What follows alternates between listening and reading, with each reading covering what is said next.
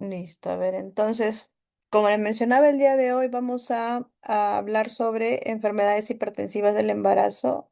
A ver, un ratito. Ya, eh, yo soy la doctora Raida Aida Vicuña Segura, soy médico asistente del Servicio de Obstetricia del Hospital Nacional 2 de Mayo y el día de hoy, como mencionaba, les voy a dar la clase de enfermedades hipertensivas del embarazo. A ver, un momentito, no sé por qué no puedo. A ver, un momentito, ¿ya? Vamos a ver, ¿por qué no puedo pasar las diapositivas? Un momentito.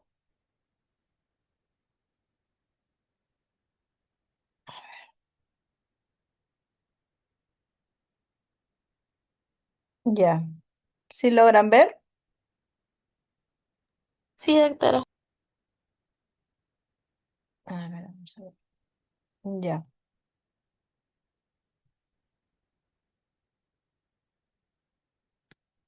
Ya listo. Entonces, hablemos sobre enfermedades hipertensivas del embarazo, sobre la epidemiología. La hipertensión, que es una enfermedad, afecta del 5 al 10% de los embarazos y su prevalencia siempre ha ido en ascenso debido a la presencia de las enfermedades cardiometabólicas en las mujeres en edad fértil. Los estados hipertensivos del embarazo es la segunda causa de mortalidad materna en el Perú y es un importante factor de morbilidad materno-fetal. Esto es un dato muy importante. Sabemos que la primera causa de mortalidad materna en el Perú es hemorragia posparto. La segunda causa de mortalidad materna en Perú son los estados hipertensivos del embarazo, sobre todo la preeclampsia, ¿ya? La enfermedad como la preeclampsia, que es el tema principal de esta clase del día de hoy. A nivel de Perú, la primera causa de muerte materna es hemorragia posparto y la segunda causa es preeclampsia. A nivel mundial, la primera causa de muerte materna es preeclampsia y la segunda es hemorragia posparto. Pero eso es a nivel mundial. Siempre centrémonos a nivel de Perú, que la primera va a ser hemorragia posparto y la segunda va a ser preeclampsia. De ahí su importancia va a radicar en que nosotros hagamos un diagnóstico preciso de la paciente para justamente evitar que termine pues en este desenlace, ¿no? El impacto de 2024, tanto la FIGO como la COG enfatizan que los trastornos hipertensivos del embarazo no solamente va a afectar al embarazo, sino va a triplicar el riesgo cardiovascular materno a largo plazo. Es decir, muchas de las pacientes que desarrollan preeclampsia a largo plazo pueden tener complicaciones a nivel cardiovascular. ¿No? Es por eso es importante hacer el diagnóstico, hacer la prevención y hacer todos los pasos para poder diagnosticar esta enfermedad dentro del embarazo, que es, como se están dando cuenta, es muy común en el Perú, por ejemplo. La definición de estados hipertensivos del embarazo según la COG la va a definir como la cifra tensional de la presión arterial sistólica mayor o igual a 140 o la presión diastólica mayor o igual a 90, tomadas en dos oportunidades separadas por al menos 4 horas.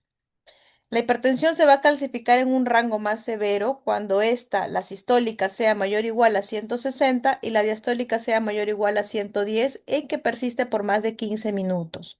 ¿Ya? Entonces, siempre tener en cuenta estos valores que ya los vamos a plasmar más adelante en lo que es preeclampsia, pero estados hipertensivos del embarazo de manera general se define como la elevación de la presión arterial, sobre todo mayor o igual a grosso modo, por así decirlo, una presión arterial mayor o igual a 140 sobre 90. ¿Ya? Entonces, este es un cuadro en donde nos resumen toda la clasificación de estados hipertensivos del embarazo. Es un cuadro que hay que aprendérselo para que ustedes puedan hacer el diagnóstico preciso o los términos precisos de diagnóstico cuando una gestante llega con la presión alta. Es decir, si yo me enfrento a una paciente en la cual tenga su presión mayor o igual a 140 sobre 90 y es una gestante, primero, ¿qué voy a determinar? Según este cuadrito dice la edad gestacional. La edad gestacional, su corte va a ser 20 semanas. Si mi gestante llega con la presión elevada, como acabamos de mencionar, mayor o igual a 140 sobre 90, y esta gestante tiene menos de 20 semanas, el término se va a llamar hipertensión arterial crónica. Este va a ser la definición de toda gestante con presión alta y menor a 20 semanas.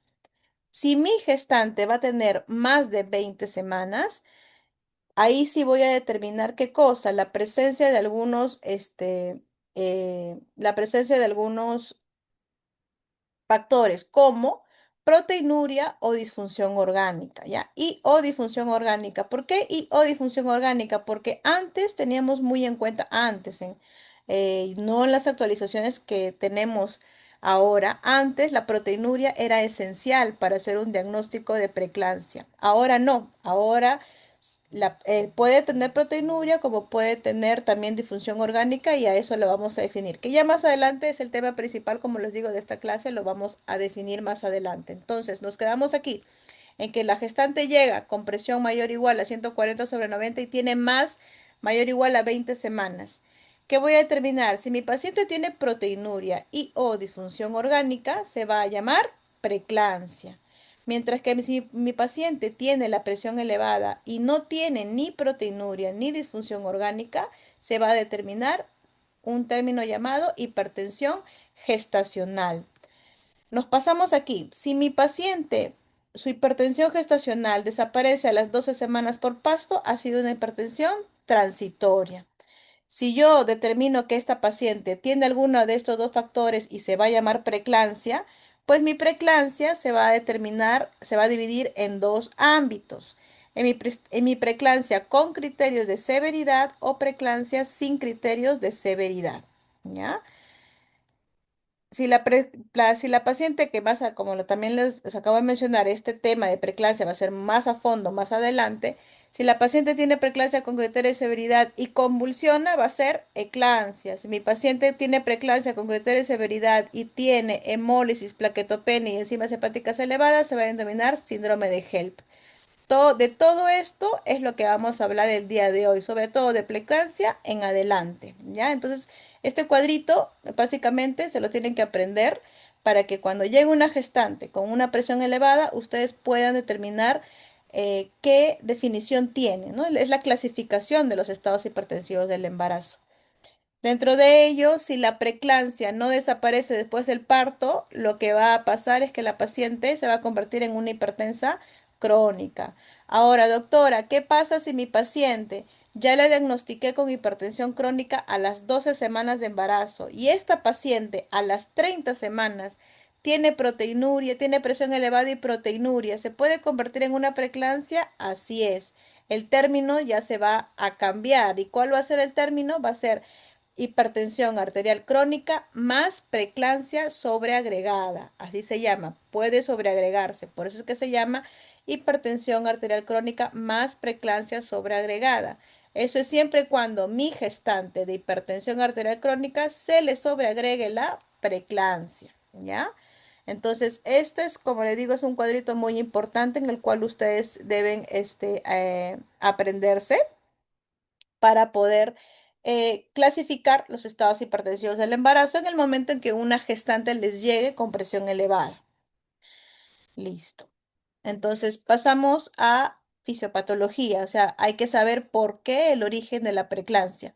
El origen de la preeclampsia tiene múltiples factores, múltiples teorías, múltiples orígenes, pero el más aceptado hasta ahora es de la remodelación de las arterias uterinas, la mala remodelación de las arterias uterinas debido a una mala invasión del em, citotrofoblasto. Nos pasamos por aquí. Hay que primero tener en cuenta que el aporte sanguíneo principal del útero va a venir de las arterias uterinas, ¿no? Tanto derecha e izquierda, que se van a ramificar para formar parte en el orden en el que estamos viendo aquí, ¿no? Arteria uterina, arteria arcuata, arteria radial, arteria basal, arteria espiral.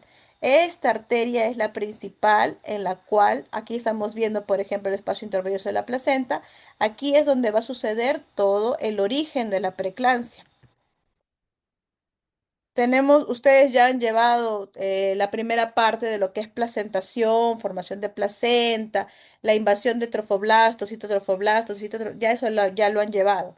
Entonces, lo que hay que entender es que cuando se forma el trofoblasto y el citotrofoblasto va a haber una invasión trofoblástica.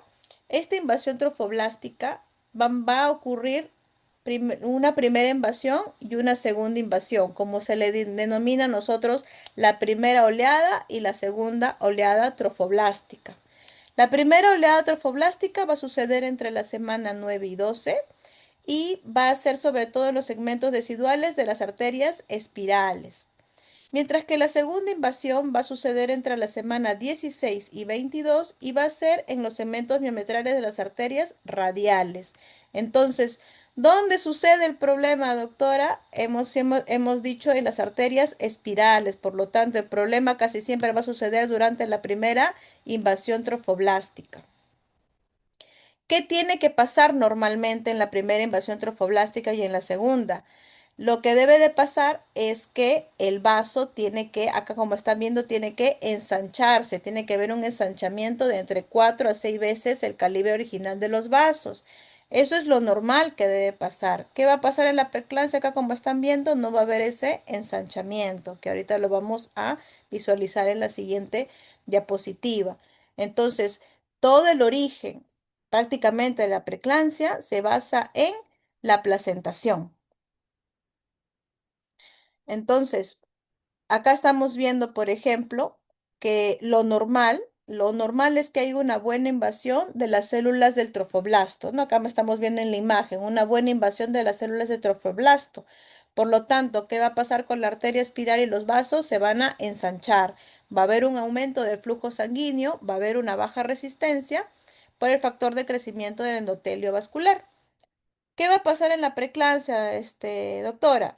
Lo que va a pasar es que al tener una mala invasión de las células del trofoblasto, no va a ensanchar las arterias, va a haber un calibre muy reducido, por lo tanto el flujo sanguíneo va a ser reducido, va a haber un bajo flujo y una alta resistencia. ¿Esto qué va a ocasionar? Va a ocasionar insuficiencia placentaria. Ahí es donde va a haber todo el problema de lo que es la preeclampsia. ¿Qué más va a ocasionar eso? Va a ocasionar disfunción endotelial. No solamente va a haber problemas para el feto por la reducción del flujo sanguíneo, y es por eso que muchos de los RCIU se relacionan con la preeclampsia. No solamente va a haber consecuencias para el feto, sino también para quién va a haber consecuencias para la madre, ¿no? Por eso va a producir una disfunción endotelial. Esta es la teoría más aceptada y la que hasta ahora sigue vigente para el origen de la causa de la preeclampsia, ¿ya? Es la mala invasión de las células del trofoblasto.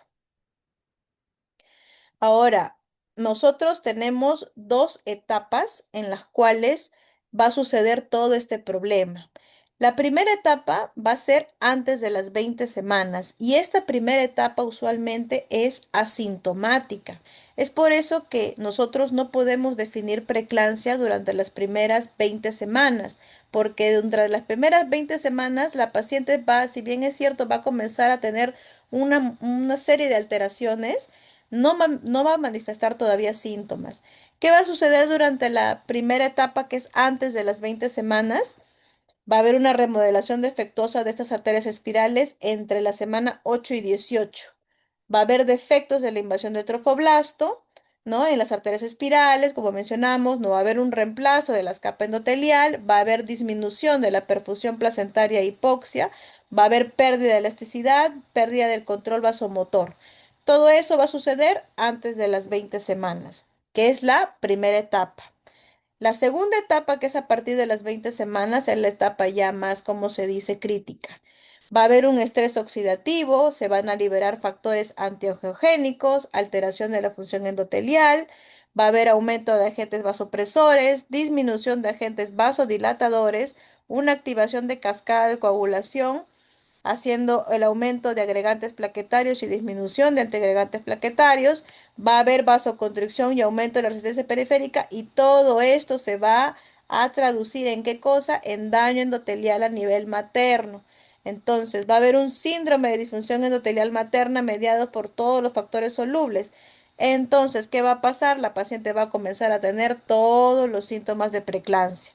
Entonces, recordar, siempre van a haber dos etapas. Primera etapa antes de las 20 semanas asintomática y segunda etapa a partir de las 20 semanas sintomática. ¿Ya? Entonces, el daño endotelial que ya se produjo nos va a producir trasudado de plasma, disminución de volemia, va a haber aumento de permeabilidad vascular, los famosos edemas, va a haber vasoconstricción, aumentando tromboxano y endotelina y disminuyendo prostaciclina y óxido nítrico.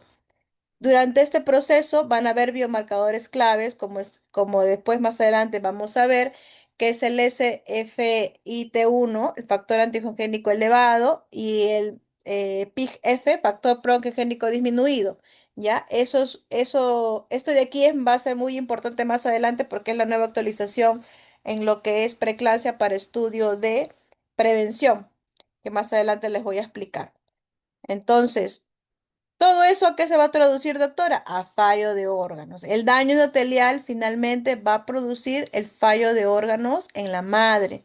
Va a producir necrosis hepatocelular. Es por eso que van a ver qué cosa, enzimas hepáticas aumentadas.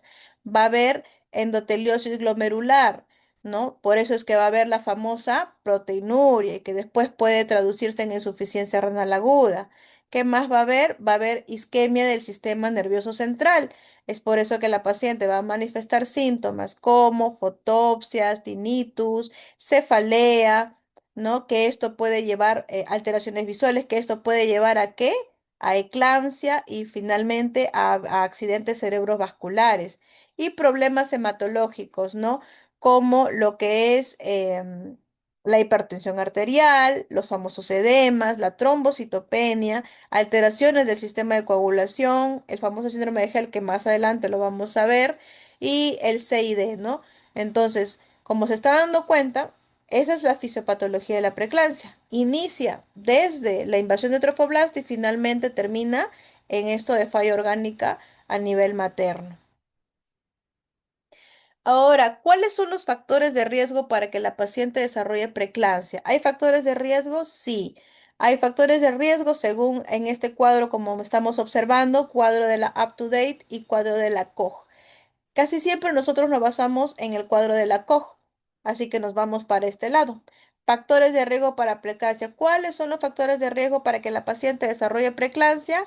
Nuliparidad, gestación múltiple, que haya tenido preeclampsia en gestaciones previas, que la paciente ya venga con un diagnóstico de hipertensión crónica, que la paciente sufra de diabetes gestacional, que tenga problemas de trombofilias, que tenga lupus eritematoso sistémico, que la paciente que haya tenido obesidad antes del embarazo, ¿no? Un índice de masa corporal pregestacional mayor a 30, que tenga SAF, el famoso síndrome antifosfolipídico, que la edad materna sea mayor a 35 años, o sea, una edad materna avanzada, que tenga enfermedad renal, que haya sido una terapia de reproducción asistida, ¿no? El producto o que la paciente pueda tener apnea obstructiva del sueño. Entonces, todos estos son factores de riesgo para que la paciente haga preeclampsia. ¿Cuál es el principal de ellos? Estos dos que están aquí. Que la paciente haya tenido una preeclampsia en una gestación previa y que la paciente sufra de hipertensión crónica, esos hacen que la paciente tenga 8 veces más el riesgo de desarrollar preeclampsia. Por eso es importante, que es muy importantísimo que ustedes determinen cuando hagan una buena anamnesis, hacer antecedentes, antecedentes obstétricos y antecedentes personales maternos, las enfermedades que la paciente vaya a tener antes del embarazo y también sus antecedentes ginecobstétricos, lo que sucedió en el embarazo anterior. Con eso nosotros podemos ya tener una idea de que si la paciente podría desarrollar o no preeclampsia a futuro, ¿ya? Porque como se está dando cuenta, la preeclampsia, como les mencioné, es una enfermedad que últimamente se está desarrollando más común, ¿no? Sobre todo porque aquí, por ejemplo, también tenemos otro que es edad materna mayor a 35 años. Muchos mamás actualmente están postergando la maternidad. Por lo tanto, cuando postergan la maternidad llega a más de los 35 años o también la famosa terapia de reproducción asistida. ¿Por qué? Por lo mismo de que postergan la maternidad. Eso también es un riesgo para preeclampsia. No mayor al que acabo de mencionar, pero también es un riesgo, ¿no? Entonces, por eso es importante hacer una buena anamnesis en la paciente y también identificar factores de riesgo para poder actuar a tiempo, ¿no? Como le mencioné, este es otro cuadrito de lo que es up to date, pero más usamos el cuadrito de la COJ. Basémonos en el principal, de la principal clasificación de estados hipertensivos del embarazo, que es sobre todo preeclampsia. ¿Qué es la preeclampsia? La preeclampsia es definida como una hipertensión en la cual la paciente presenta presión arterial mayor igual a 140 sistólica y una presión arterial mayor o igual a 90 diastólica en una gestante mayor o igual a 20 semanas, acompañada de una o más de las siguientes condiciones. Proteinuria, que puede ser mayor o igual a dos cruces en una tira reactiva. Relación proteinuria-creatinina mayor o igual a 30 miligramos milimol. Una proteinuria semicuantitativa mayor o igual a 30 miligramos. La relación albúmina-creatinina mayor o igual a 8 miligramos milimol. O una proteinuria mayor o igual a 300 miligramos en proteína de 24 horas. ¿Ya? Es decir, una proteinuria positiva y o a la presencia de disfunciones de órganos terminales maternos como complicaciones neurológicas, hematológicas, renales, hepáticas, es decir, disfunción orgánica. Entonces, eh, lo que es esa es la definición, como decir, de preeclampsia, a grosso modo. Todavía, por si acaso, no estoy clasificando preeclampsia con criterios ni sin criterios de severidad. Solamente es preeclampsia, la definición como preeclampsia, a grosso modo. La novedad en el 2024 es que la hipertensión gestacional severa, o más adelante, como la vamos a determinar, preeclampsia, con criterio de severidad, es cuando la presión arterial ya está por encima de 160 sobre 110, ¿ya? Si la paciente presenta esta presión, incluso sin proteinuria, se va a clasificar como una hipertensión gestacional severa. Más adelante ahorita vamos a hablar sobre ello. Entonces no se olviden de esto: presencia de proteinuria o presencia de disfunción de órganos maternos. Vamos a hacer el diagnóstico. Antes nosotros llamábamos a la preeclampsia leve, inclusive mucho más antes, leve, moderada o severa. Ahora esos términos ya no se utilizan. ¿Cuáles son los términos que se van a utilizar? Preeclampsia sin criterio de severidad y preeclampsia con criterio de severidad. Aquí sí tienen que tomar mucha atención a esto, porque básicamente las preguntas del examen son en base a casos clínicos, y los casos clínicos se van a presentar de acuerdo a las definiciones que ahorita les voy a mencionar. Entonces, preeclampsia sin criterio de severidad y con criterio de severidad. La preeclampsia sin criterio de severidad es toda presión arterial mayor o igual a 140 sobre 90 que sucede después de las 20 semanas de gestación hasta las 6 semanas posparto. No se olviden, después de las 20 semanas de gestación hasta las 6 semanas posparto. La presión arterial debe ser mayor o igual a 140 sobre 90, es decir, la sistólica mayor o igual a 140 y la diastólica mayor o igual a 90, con presencia de proteinuria. La proteinuria que les acabamos de mencionar hace un momento, mayor o igual a 300 miligramos en 24 horas o 30 miligramos por decilitro, en tira reactiva, en semicuantitativa o en tira reactiva dos cruces, o la proporción proteína-creatinina mayor o igual a 0,3. Todos estos diagnósticos nos hacen, perdón, todos estos criterios nos hacen el diagnóstico de una preeclampsia sin criterio de severidad. Doctora, ¿eso qué significa? Que cuando la paciente tiene una presión mayor o igual a 140/90 y proteinuria es preeclampsia, así es una preeclampsia sin criterios de severidad. Para la preeclampsia sin criterio de severidad debe de haber proteinuria. Doctora, y si no tiene proteinuria, ¿qué dijimos en el cuadro de hipertensión, de estados hipertensivos de embarazo? Que si no había proteinuria se trataba de una hipertensión transitoria. Entonces, ¿debe haber proteinuria en una sin criterio de severidad? Sí, debe de haber proteinuria. ¿Qué sucede cuando la presión arterial supera los 160 sobre 110? Ya se le denomina preeclampsia con criterio de severidad. La preeclampsia con criterio de severidad es toda paciente que viene con presión arterial sistólica mayor o igual a 160 o diastólica mayor o igual a 110.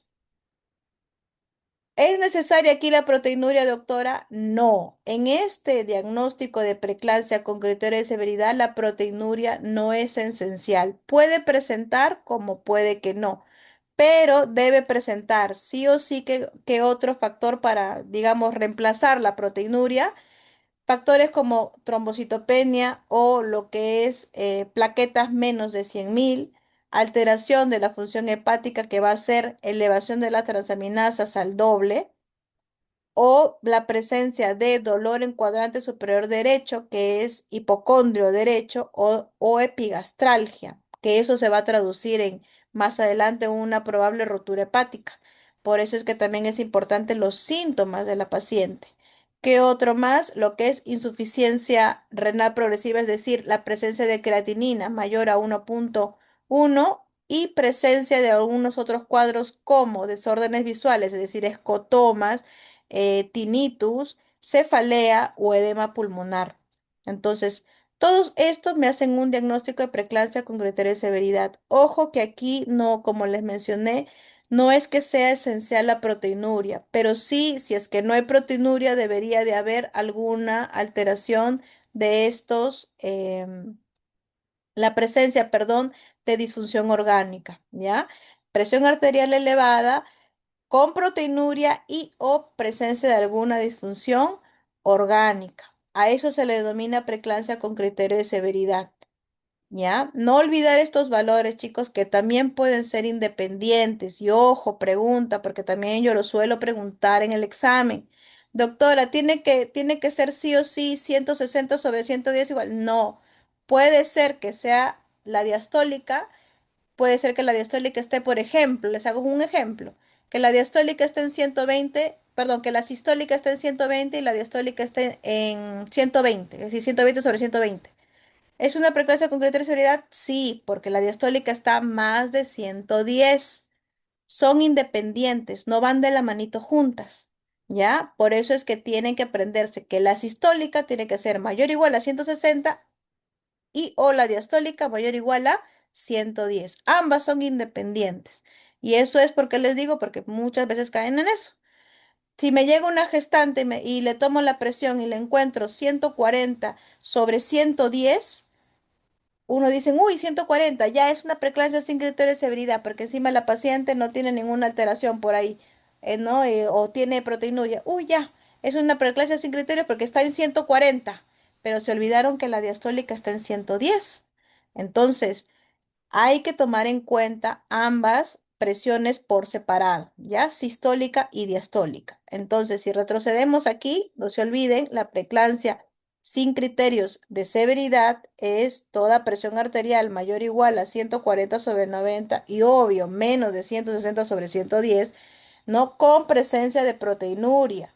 Aquí no estamos viendo ninguna alteración de disfunción orgánica materna, por eso se llama sin criterio de severidad. ¿Cuándo llamarla con criterio de severidad? Cuando la presión arterial sistólica es mayor o igual a 160 o la diastólica es mayor o igual a 110 y o presencia de proteinuria o presencia de alguna de las alteraciones maternas, ¿ya? Por favor, entonces, eso que quede muy claro para que ustedes puedan definir cuándo es una gestante de preeclampsia sin criterio de severidad y cuándo llamarla con criterios de severidad. Listo. Entonces, ya he hecho la clasificación de lo que es la preeclampsia, vamos a hablar sobre las medidas preventivas de la preeclampsia. ¿Existen medidas preventivas para la preeclampsia? Claro que sí. Entonces, dentro de ellas, por ejemplo, es lo que es el control prenatal. El control prenatal, ¿por qué va a ser importante en una medida preventiva de preeclampsia? Porque durante el control prenatal lo que nosotros hacemos no solamente es entrevistar a la paciente, ver cómo está, ver cómo va el embarazo, sino también le tomamos las funciones vitales. Y dentro de las funciones vitales está la toma de la presión arterial, ¿no? Estamos haciendo un control de presión arterial en ese momento. Entonces, va a ser muy importante que nosotros hagamos un buen control prenatal y hagamos una buena toma de la presión arterial durante ese proceso. ¿Cuál va a ser el objetivo de que si encontramos nosotros, por ejemplo, una presión elevada y hacemos un diagnóstico de preeclampsia, el objetivo va a ser que la paciente siempre tenga que mantener sus presiones. Por ejemplo, si se trata de una preeclampsia sin criterio de severidad, tenemos que mantenerlo la presión arterial sistólica entre 130 y 145 y la diastólica entre 80 y 95, es decir, no tenemos que elevarlo.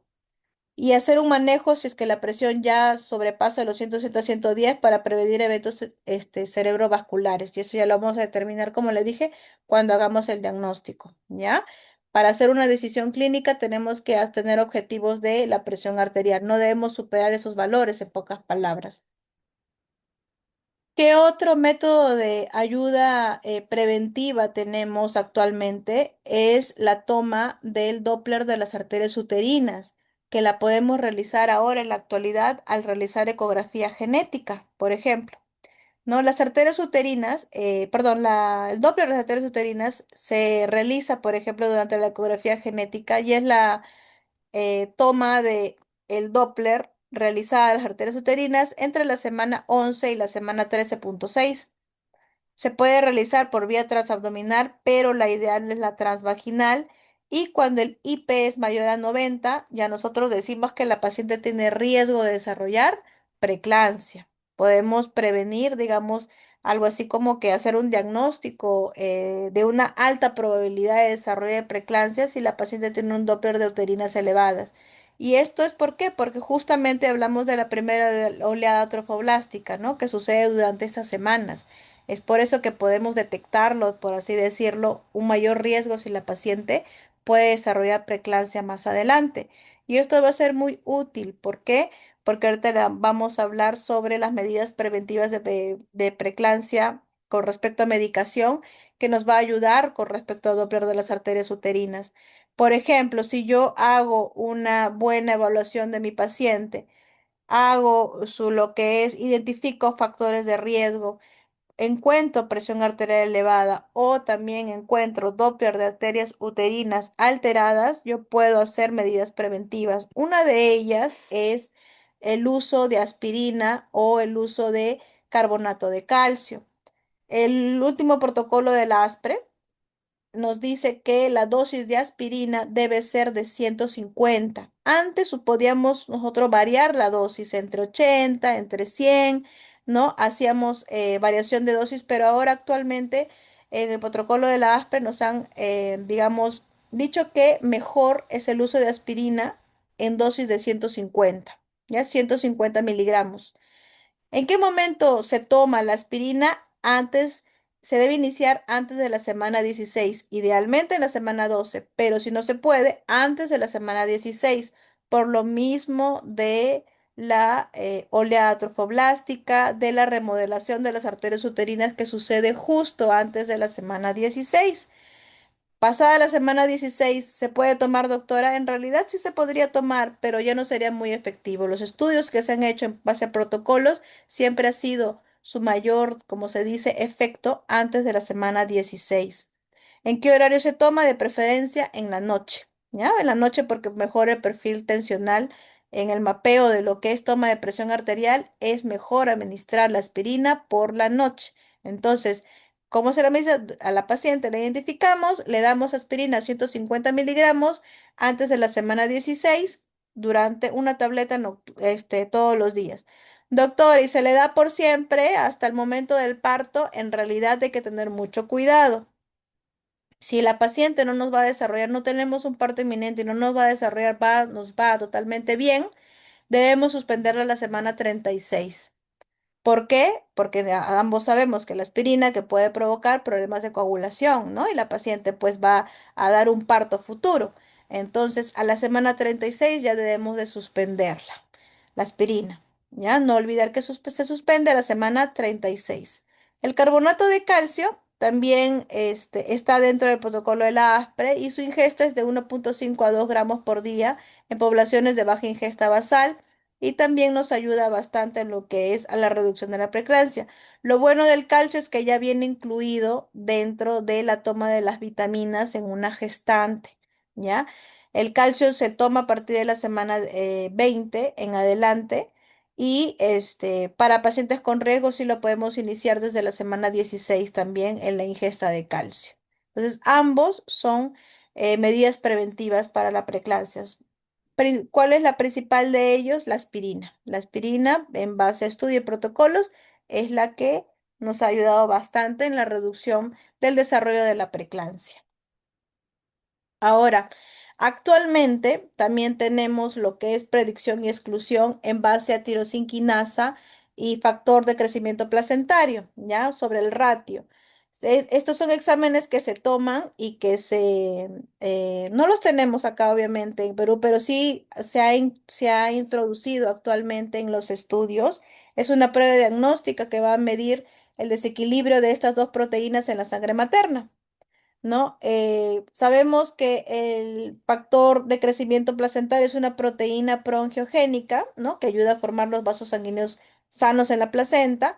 Y la tirosinquinasa 1 soluble es una proteína antiangiogénica que bloquea pues al PIG. Entonces, ¿qué va a pasar aquí? ¿Cuál va a ser, como se dice, la tendencia? ¿No? La tendencia que es a partir de la semana, como se dice acá, 24 a la 36, ¿qué va a pasar? Puede haber un incremento del ratio.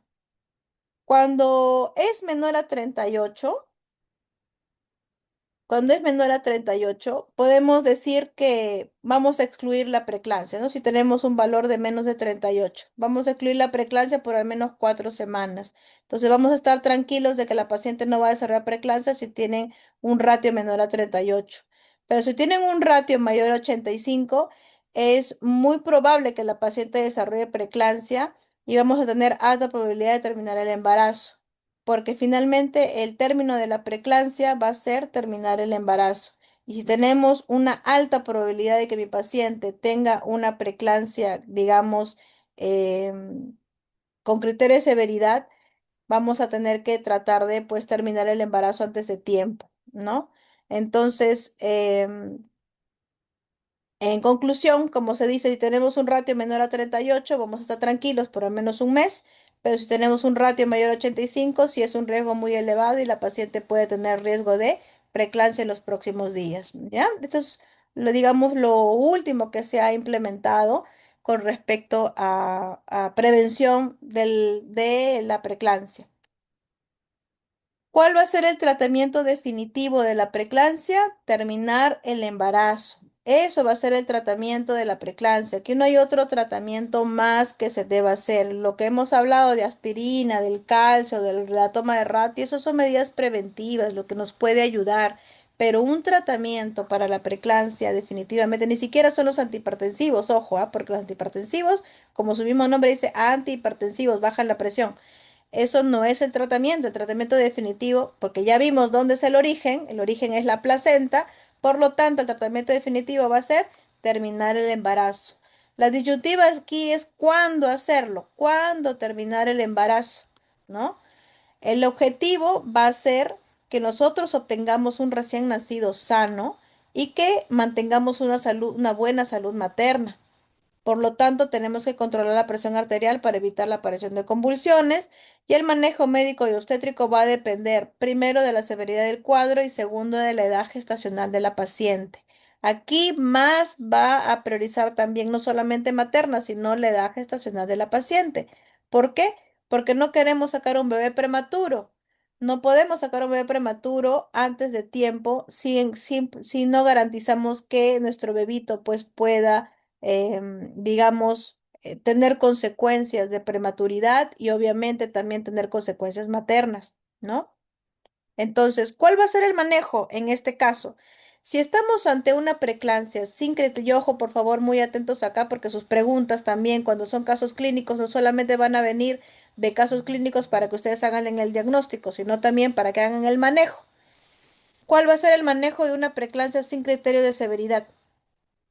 El manejo va a ser expectante, quiere decir, vamos a esperar. Si la paciente tiene menos de 37 semanas de gestación, va a ser expectante, menos de 37. ¿Por qué? Porque obviamente nuestro bebito es prematuro, por lo tanto va a ser expectante. ¿Cuándo se va a culminar el embarazo? Si mi paciente tiene más de 37 semanas. Si la paciente ya cumple 36 semanas, pues un bebito término. Por lo tanto, yo puedo ya culminar en gestación. ¿Por qué vía, doctora? Por la mejor vía, sea vaginal o sea cesárea. Va a depender de las condiciones maternas y de las condiciones fetales, obviamente también. Durante este tiempo de preeclampsia sin criterios de severidad, no vamos a usar antihipertensivos, ¿ya? Está prohibido el uso de antihipertensivos durante el manejo de preeclampsia sin criterios de severidad. Entonces, ese es el manejo en una preeclampsia sin criterio de severidad. Expectante antes de las 37 semanas, es decir, si es prematuro, culminar el embarazo cuando ya tenga más de 36 semanas y no usar antihipertensivos. Cosa muy distinta sucede en una preeclampsia con criterio de severidad. Cuando la preeclampsia ya tiene eh, lo que es ya una presión arterial muy elevada con disfunción orgánica materna, vamos a tener mucho cuidado en saber en qué momento terminamos el embarazo. La culminación va a depender de la edad gestacional y de las condiciones materno-fetales. Se va a culminar la gestación si el embarazo es menos de 24 semanas y o más de 34 semanas si existieran complicaciones maternas fetales. Doctora, ¿por qué menos de 24 semanas? Y aquí sí va a haber un poquito de controversia. Y esto es debido porque no hay viabilidad fetal, ¿no? Porque no ha habido desarrollo de pulmones. Por lo tanto, si una paciente entra en una preeclampsia con criterio de severidad, si bien es cierto, va a haber una, como se dice, una disyuntiva en el manejo, va a ser muy independiente en realidad del ginecólogo, del estado materno y del estado fetal, porque es un feto no viable, ¿ya? Pero sí o sí se va a culminar más de las 34 semanas si es que existieran, como decía, complicaciones maternos y fetales. Mayor a 34 semanas, pues nuestra maduración pulmonar ya ha sido culminada, digámosle así. Por lo tanto, vamos a poder sacar a nuestro bebé.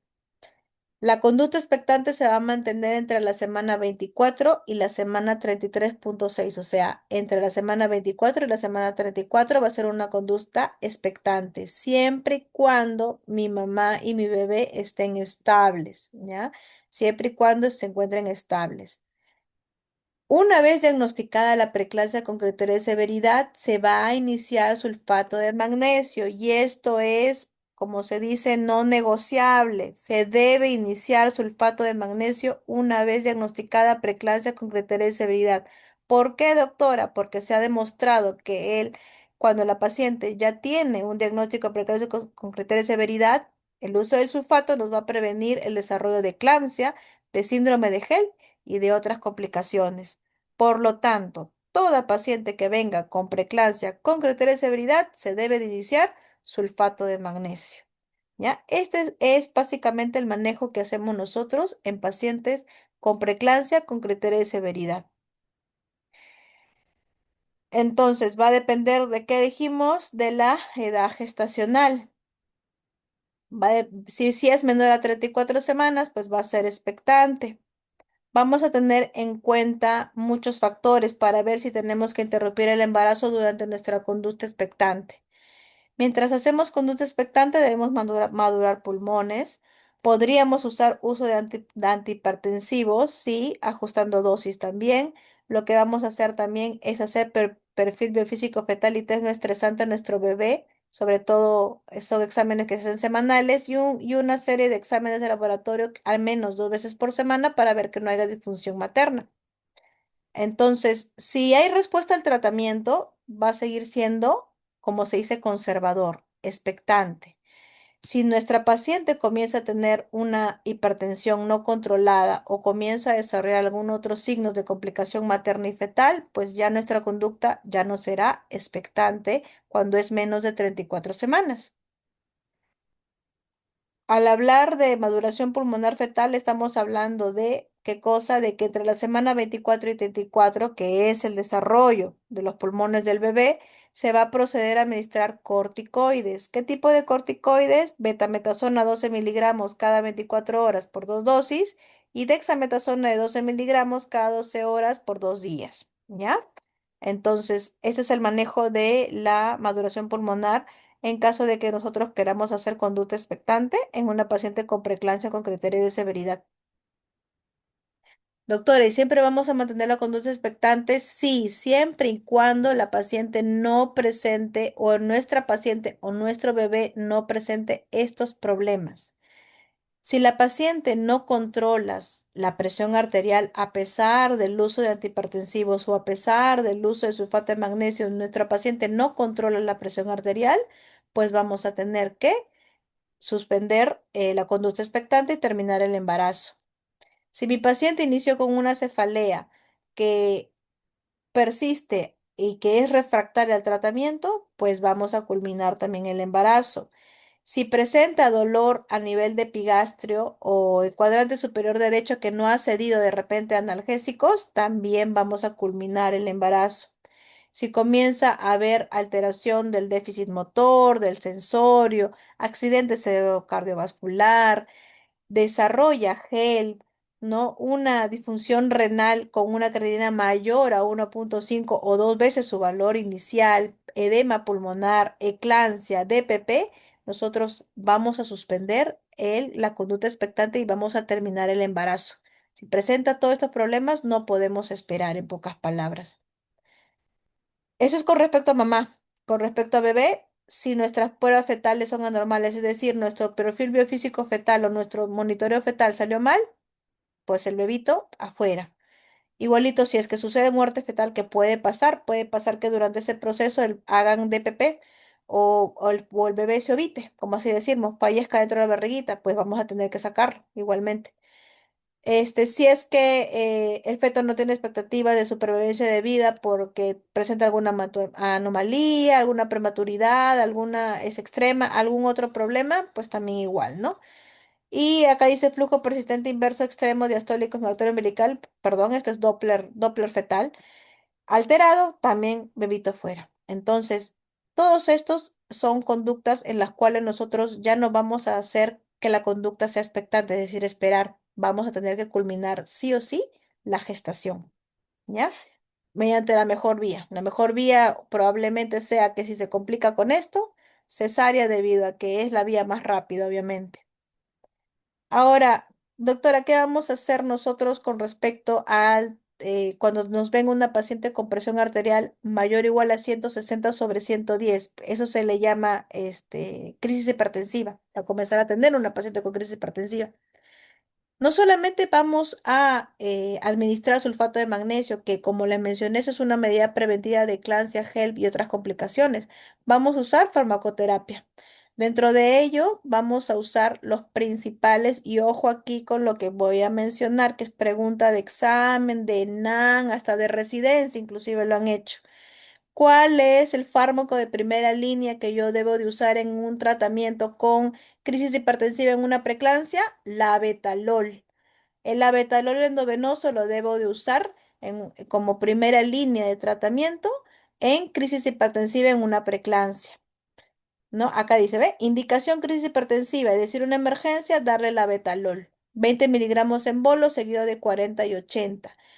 La acción de la betalol es inmediata, al minuto. Es por eso que es importante usarlo. Antes, por ejemplo, en los hospitales del MINSA, como el Hospital 2 de Mayo, no teníamos la betalol para poder hacer el manejo de preeclampsia. Actualmente ya nos han brindado, ya podemos usar la betalol.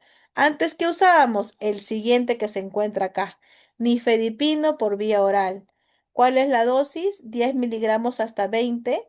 Darle en una crisis hipertensiva si no tenemos vía endovenosa. Si tenemos una vía endovenosa, actualmente, la betalol le damos y baja. Si no tenemos vía endovenosa y si queremos bajar la presión rápido, darle vía oral. Ojo, es darle vía oral, no es darle sublingual. Por favor, ustedes que están acá en pleno desarrollo de su carrera y que en un momento van a ser internos y que en algún momento van a ser médicos, no se les ocurra dar nifedipino sublingual, ¿ya? ¿Por qué? Porque la caída de la presión va a ser muy brusca y muy rápida. Y estamos hablando de una gestante. Por lo tanto, hay que, ¿qué cosa? Darle vía oral. Obviamente podemos hidratarla, darle líquidos vía oral o también endovenoso, pero no se les ocurra dar sublingual. Es vía oral, vía oral. Con respecto a lo que es farmacoterapia en el uso estados hipertensivos del embarazo o crisis hipertensiva, bueno, ya no crisis hipertensiva, ya para hacer mantenimiento de que la presión se mantenga baja, vamos a usar metildopa, ¿ya? La metildopa que usamos de 250 a 500 miligramos cada 8 horas es de mantenimiento crónico. Esto va a ser siempre y cuando nosotros querramos hacer que nuestra paciente, nuestra presión arterial sea controlada. El metildopa no se usa como crisis hipertensiva. ¿Por qué? Porque su tiempo de acción es muy prolongada, es de 30 minutos a más. Mientras que nosotros cuando queremos una crisis hipertensiva, ¿qué es lo que queremos que hacer? A bajar la presión rápido, ¿no? Para eso usamos estos dos, la betalol y nifedipino. Mientras que el metildopa lo usamos como mantenimiento. Y esto por favor también apréndanselo, porque también cuando los doctores le preguntan, ¿qué tipo de medicamento usa en crisis hipertensiva? Y ustedes dicen metildopa, pues no, ya les expliqué, metildopa es para mantenimiento crónico y su tiempo de acción es muy larga, 30 minutos. Nosotros queremos algo rápido, para eso tenemos el abetalol, que es al minuto, y el nifedipino, que también es a los 2 minutos o 3 minutos. La diferencia es que el abetalol lo podemos dar cuando hay una vía endovenosa, en bolo, y el nifedipino vía oral si no tenemos un acceso de vía endovenosa. El sulfato de magnesio, ya que ya vamos a hablar de eso como clave azul, es para prevención de eclampsia, gel y otras complicaciones maternas, ¿ya? Acá dice antídoto de sulfato en caso de intoxicación, gluconato de calcio, y eso también lo vamos a hablar acá más adelante en unas diapositivas. Entonces no se olviden, por favor, chicos, este es un resumen de la farmacoterapia y también de lo que le hablé de la manera como administrarlo. Y doctor, ¿en qué caso se usa? Ya les expliqué, cuando la presión arterial es mayor de 160 sobre 110. Aquí tenemos también un pequeño cuadro de resumen, como les mencioné. La hidralacina ya no se usa mucho. Acá está colocada la hidralacina, pero ya no. Más usamos lo que le mencioné, la betalol y nifedipino, y su tiempo de acción, ¿no? La betalol, miren, al minuto, 2 minutos, y el nifedipino a los 5 minutos, 10 minutos. Entonces, hay que tener muy en cuenta también que otra cosa, que hay que evitar la betalol. ¿En quiénes tenemos que evitar? En pacientes con asma, enfermedad miocárdica preexistente, em, función cardíaca descompensada, bloqueos cardíacos, bradicardia. Entonces hay que tener mucho cuidado también cuando pacientes presenten estos antecedentes. Siempre preguntar antecedentes en la paciente. Y el nifedipino hay que ver sus efectos secundarios. La gran mayoría son efectos secundarios en el nifedipino, es un poquito de taquicardia y también dolor de cabeza. ¿Ya? Ahora, con respecto a lo que son complicaciones maternos y fetales que nos va a traducir la preeclampsia, ya les mencioné en otro cuadrito, pero acá los vuelvo a mencionar, problemas a nivel cerebral, eclampsia, problemas a nivel de lo que es sistema cardiovascular, hematológico como CID, alteración de plaquetas, disfunción de lo que es daño en retina visual por lo que es la presencia de presión elevada, daño a nivel hepático, en placenta puede haber desprendimiento prematuro de placenta o RCIO en el bebé, edema agudo de pulmón en la mamá y insuficiencia renal, ¿no? Todas estas complicaciones es lo que nos va a llevar finalmente a la preeclampsia. Ahora, hablemos de otra condición dentro de las complicaciones de la preeclampsia. Una de las complicaciones de la preeclampsia va a ser la presencia de eclampsia. ¿Qué es la eclampsia? Es la presencia de convulsiones generalizadas en pacientes con preeclampsia siempre y cuando las convulsiones tónico-clónicas no sean atribuibles a otras causas. Es decir, si me llega una paciente gestante y está convulsionando, pero dentro de sus antecedentes la paciente es una paciente epiléptica, obviamente esa convulsión yo no voy a decir que es una eclampsia, sino probablemente se trate de sus crisis epilépticas, ¿no? Por sus estados convulsivos, porque tiene no sé, un tumor cerebral o ya la paciente ya es epiléptica de por sí, por alguna otra causa. Pero si la paciente me llega, una paciente gestante me llega, convulsiona y encima tiene una presión elevada, yo ya digo que eso es eclampsia, ¿ok? Eclampsia. Al igual que la preeclampsia, su patogenia sigue sin conocerse, ya está, ya hemos dicho ya cuál es la principal. En países en desarrollo se presenta en el 5 a 8% de mujeres con preeclampsia, ¿ya? Son las presencias de convulsiones tónico-clónicas durante la gestación en una paciente con presión elevada. El manejo de la eclampsia siempre va a ser ¿qué cosa? La prevención.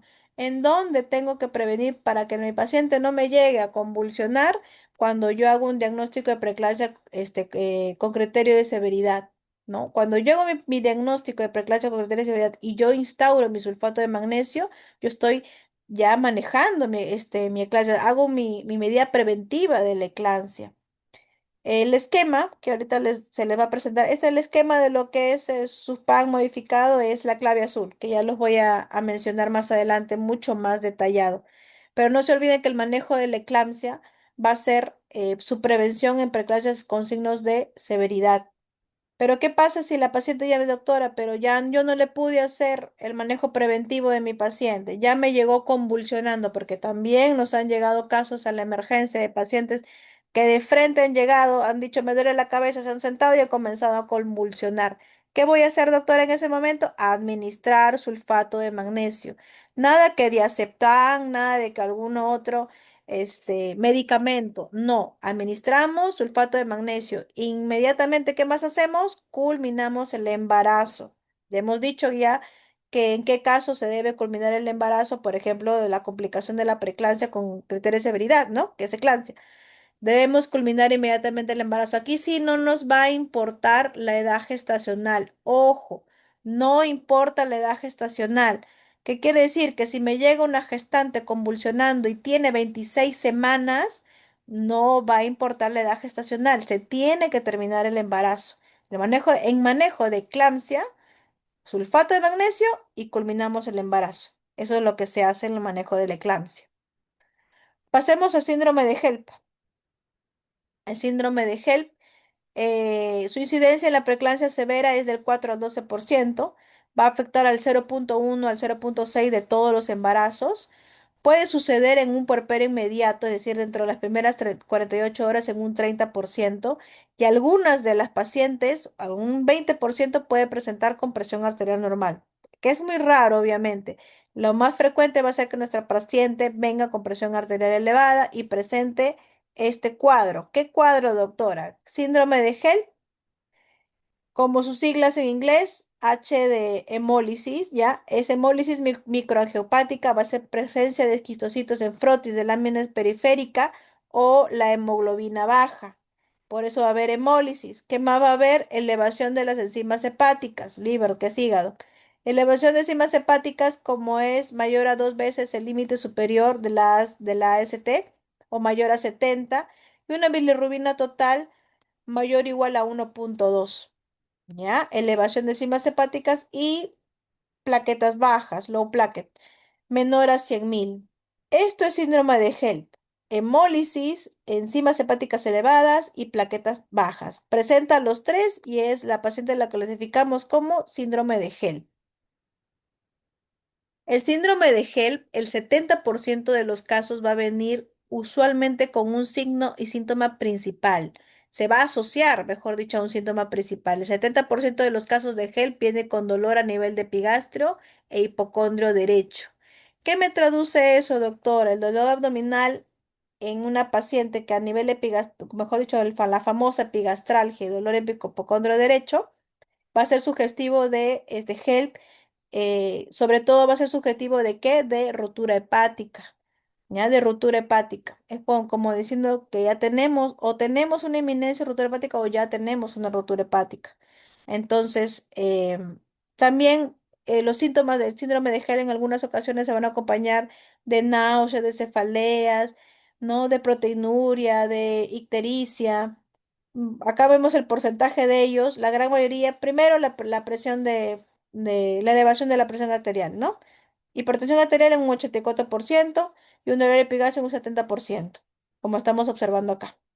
Entonces, por ejemplo, como mencioné, si viene la paciente con un epigastralgia o dolor en hipocondrio derecho, está gestando, tiene la presión elevada y encima tiene alteración de la que habíamos mencionado, plaquetas, transaminasas, hemoglobina baja, ese es un síndrome de Hell que probablemente se deba a una rotura hepática. La rotura hepática sucede en un 1% en el síndrome de Hell, por si acaso. Aquí, por ejemplo, tenemos un video de lo que es empaquetamiento hepático, cuando sucede una ruptura hepática, como sabemos, el hígado es un órgano pues muy friable. Lo que va a suceder, ¿por qué duele, doctora? Porque hay edema en la cápsula de guiso. Va, aparte del edema, va a haber cuando ya está roto el hígado, va a comenzar a extravasar la sangre y todo eso va a producir dolor, dolor en la paciente.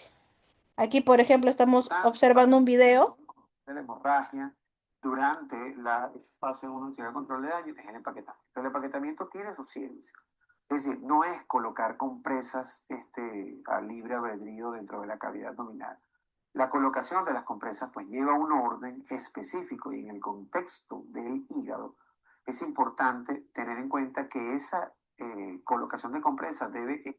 Aquí, por ejemplo, estamos visualizando una cirugía que se ha hecho a una paciente por, por síndrome de Gel, ¿ya? A una gestante que se le realizó. Se aperturó el vía, como estamos viendo, la incisión medial, que es una de las mejores vías para hacer, para visualizar hígado, ya no la famosa incisión transversa suprapúbica, porque así no logramos ver el órgano. La incisión es medial. Se logra visualizar, ¿para qué? Para sobre todo visualizar el hígado, la cesárea siempre es casi siempre corporal. Y una vez que visualizamos la rotura hepática, pues hacemos empaquetamiento.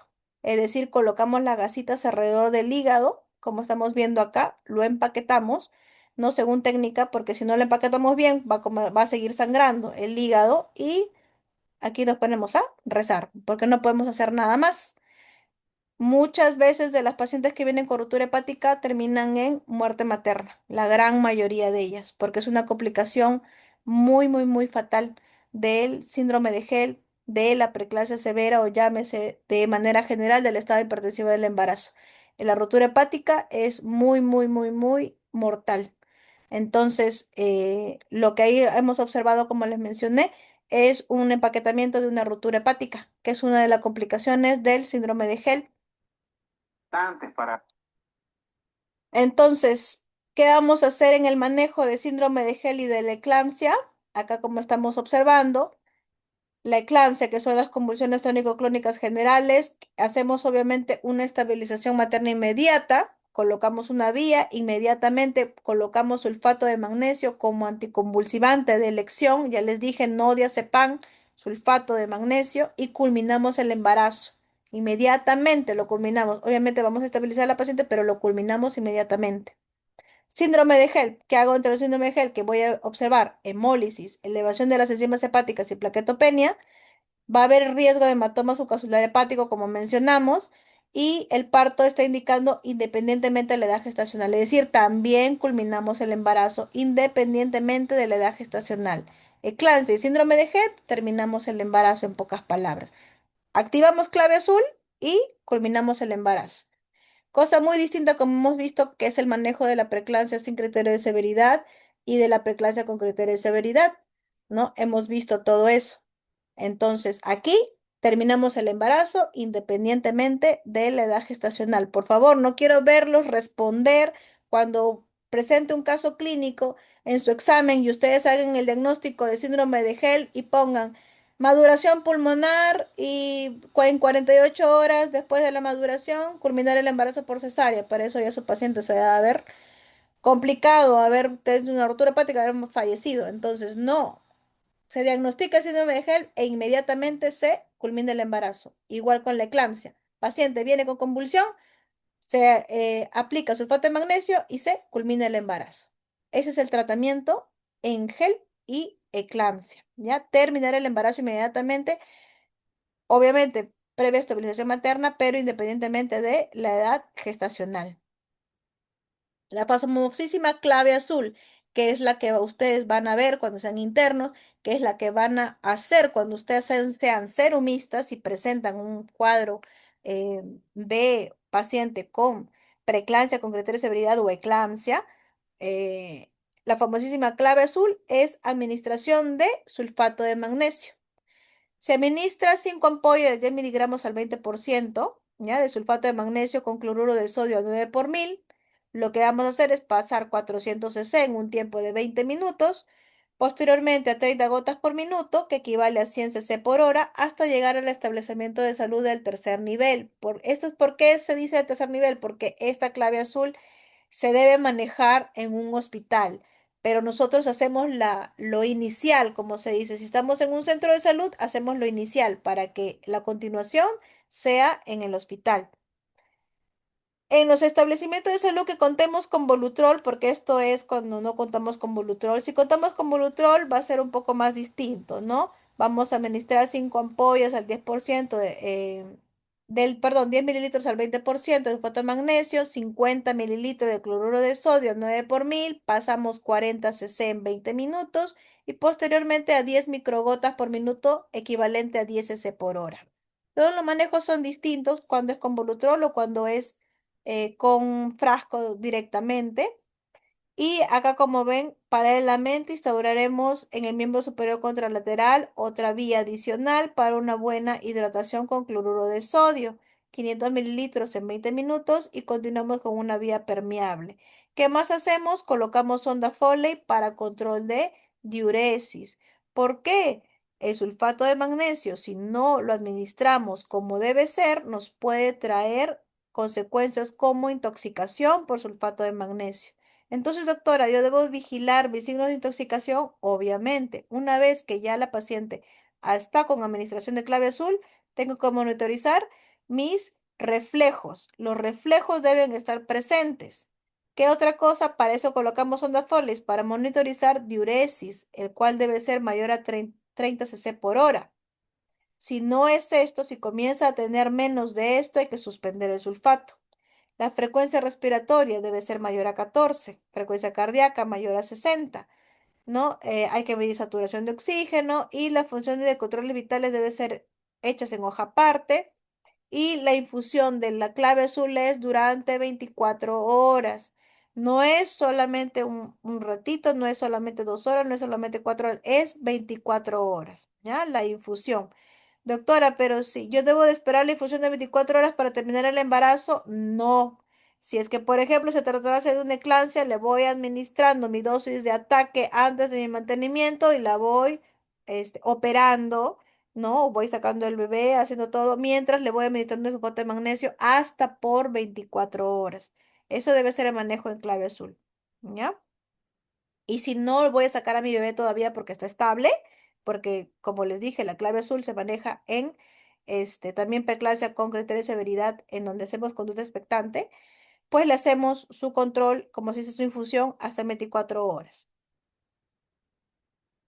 Los grados de toxicidad, como estamos viendo, cuando supera los 9 a 12 miligramos por decilitro de sulfato va a haber pérdida de reflejo. Si supera los de 10 a 12 va a haber somnolencia. Mayor a 14 va a haber paro respiratorio, va a haber aquí sí parálisis muscular y más de 30 paro cardíaco. Por eso es que es importante, ¿qué cosa? Visualizar lo que son los reflejos, la diuresis y la respiración, ¿ya? Si estamos ante un cuadro de intoxicación por sulfato de magnesio, vamos a usar el antídoto, que es el gluconato de calcio. ¿Cómo lo usamos? 1 gramo endovenoso en 5 minutos, ¿ya? Y si es que supongamos que haya un cuadro de estado refractario de un estatus epiléptico, es decir, doctora, la paciente está convulsionando, ya le administré el sulfato de magnesio y sigue convulsionando, puedo recién administrar diazepam, si es que sigue convulsionando. Lo más probable es que no, porque se estabiliza con sulfato de magnesio y se culmina el embarazo. No se tiene, como les dije, que esperar. No hay que esperar, ¿ya? Ante una eclampsia no debemos esperar. Finalmente, el posparto. Ya la paciente, digamos, ya está diagnosticada con esta patología, sucede el parto. ¿Qué es lo que debo de hacer?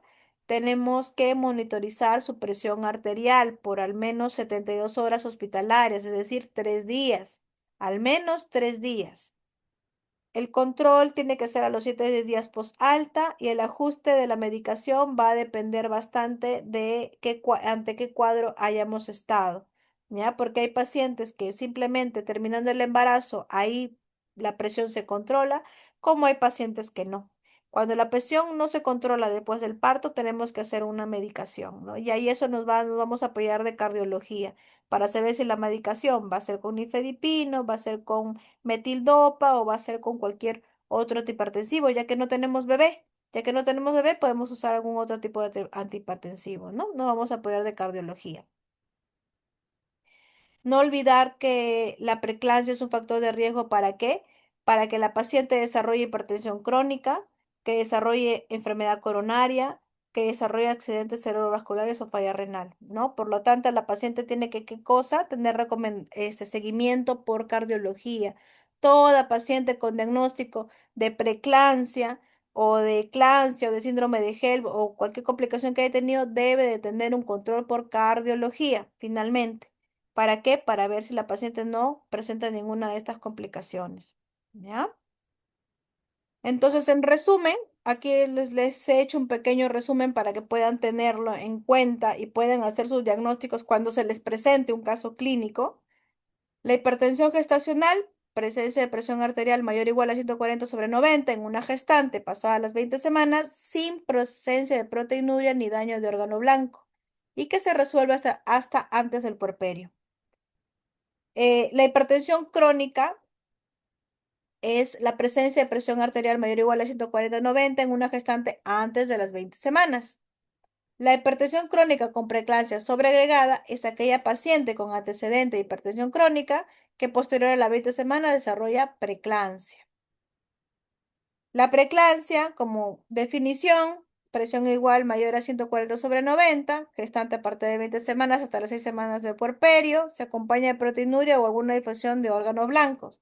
Sin criterio de severidad, si solamente proteinuria, sin daño de órgano blanco por encima de 140/90. Con criterios mayor o igual a 160/110 y o daño de órgano blanco. Eclampsia, presencia de convulsiones. HELP, hemólisis, elevación de enzimas hepáticas y plaquetas bajas. ¿Ya? Ese es el resumen de clasificación de los estados hipertensivos del embarazo, lo que hemos hablado del día de hoy. Datos importantes, no se olviden, toda paciente con preeclampsia sin criterio de severidad será conducta expectante, ya salvo tenga mayor de 37 semanas en donde se culminará el embarazo por la mejor vía. No se debe administrar antihipertensivos durante la preeclampsia sin criterio de severidad. No quiero ver por ahí marcando, por si acaso, preeclampsia sin criterio de severidad, tratamiento metildopa y le marcan ahí metildopa. No, no se da tratamientos en preeclampsia sin criterio de severidad. La preeclampsia con criterio de severidad, una conducta expectante entre las 24 y 34 semanas, maduración pulmonar, antihipertensivos, siempre y cuando no existan contraindicaciones, ¿ya? Como persistencia de presión arterial elevada, daño de órgano blanco, pérdida de bienestar fetal, ahí debemos ya de culminar el embarazo. ¿Qué más? Acá, si es que hay presencia de daño de órgano blanco, pérdida de bienestar fetal, por encima de 34 semanas, se va a culminar el embarazo en toda paciente con preeclampsia con criterio de severidad. El sulfato de magnesio siempre se va a iniciar en pacientes con preeclampsia con criterio de severidad, sobre todo en signos premonitorios como cefalea, tinnitus y cotomas. ¿Esto es para qué? Para prevenir eclampsia. De estar frente a una eclampsia, iniciar inmediatamente sulfato de magnesio y culminar el embarazo. Síndrome de HELP, el tratamiento va a ser culminar el embarazo por la mejor vía, de preferencia la cesárea corporal, como les dije, la incisión, ¿para qué? Para ver hígado, como habíamos mencionado. ¿Por qué, doctora? Porque se acompaña casi siempre el síndrome de HELP de riesgo de ruptura hepática. ¿Ya? Y listo. Eso ha sido la clase del día de hoy. En realidad es una clase muy amplia, aunque nos hemos centrado básicamente en lo que es patología como preeclampsia, pero es una clase muy importante. ¿Por qué, chicos? Porque la van a ver muy, muy, muy, muy frecuente en todos los hospitales, en los hospitales donde ustedes se desarrollan. Al ser una enfermedad muy común, la van a ver siempre. Por lo tanto, cuando vean una gestante con presión elevada, sepan hacer un buen diagnóstico, sobre todo para prevenir todo lo que acabamos de conversar. ¿Hay alguna pregunta con respecto a la clase del día de hoy? Doctora, una consulta, buenas noches. No entendí bien, o sea, cuando es preeclampsia con criterio de severidad se le Ujú. inicia el sulfato de magnesio y además también el antihipertensivo. Así es. Ah, Si tu presión arterial es por encima de 160 sobre 110, tú debes usar un antihipertensivo. Obviamente lo que vamos a hacer, ¿qué va a hacer? Va a ser, vamos a ir instaurando nuestro sulfato de magnesio y vamos a usar un antihipertensivo. Casi siempre se logra utilizar cuando la paciente viene con crisis hipertensiva, llámese por encima de 160 sobre 110, pero sí se debe de usar un antihipertensivo y al mismo tiempo un tratamiento con sulfato de magnesio. Ahora, el sulfato de magnesio también funciona como antihipertensivo, también. Por eso es que debemos monitorizar nuestra presión arterial. Lo primero que vamos a hacer, en pocas palabras, es primero bajar nuestra presión con un antihipertensivo, ¿no? Y eso para eso usamos el abetalol o el nifedipino. Muchos de los hospitales que observan, por ejemplo, colocar cuando llega una gestante con, supongamos, 170 sobre 120 y cefalea, ¿qué es lo que hacemos nosotros usualmente? Si es que han estado en sus prácticas clínicas de repente, ¿han observado casos así? Usualmente lo que hacemos es que la gestante en la emergencia no llega con una vía, llega sin vía. Por lo tanto, ¿qué hago? Mientras voy colocando una vía, le doy nifedipino vía oral, una tabletita, y voy controlando la presión. Si viene con cefalea, obviamente ya estoy haciendo un diagnóstico de una preeclampsia con criterio de severidad y voy a instaurar sulfato de magnesio, sobre todo para evitar eclampsia. A ver, por aquí me han escrito. Ya. No sé si responde a tu pregunta.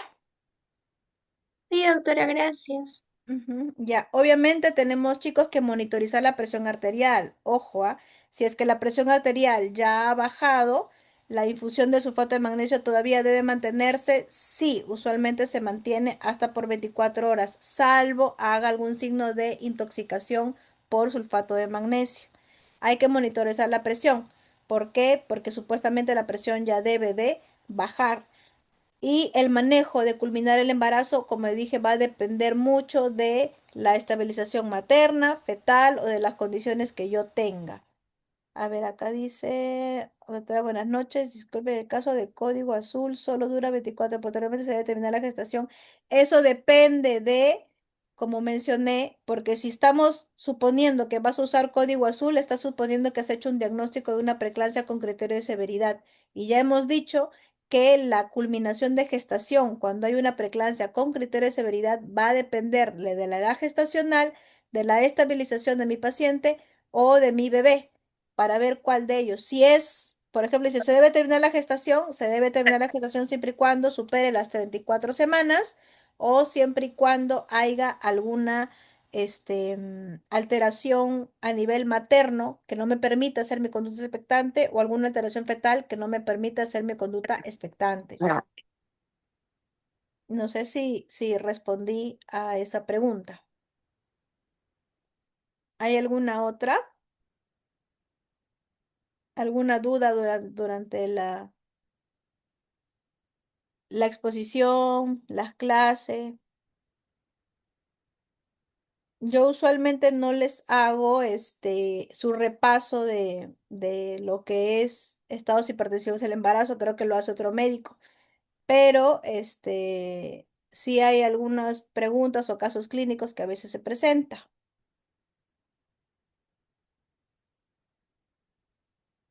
¿Quieren ver algunos casos clínicos o ya dejamos la clase por acá? Sí, doctora. Ya, a ver un momentito. Vamos acá. Un momentito. No sé si por aquí.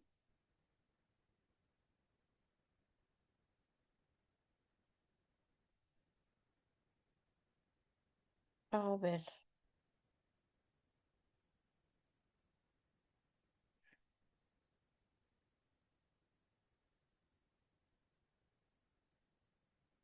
¿Logran ver mi pantalla? Sí, doctora. ¿Sí? Ya, a ver, vamos a ver. ¿Sí logran ver mi pantalla? Sí, doctora. Sí, doctora. A ver, gestante de 27 semanas de gestación, presión arterial de 140/90, proteinuria negativa, refiere cefalea, tinnitus y epigastralgia. Diga usted el diagnóstico.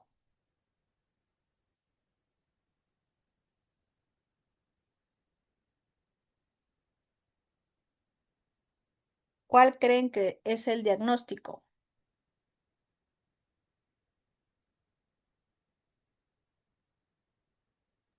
De hipertensión gestacional. Hipertensión gestacional. A ver otro.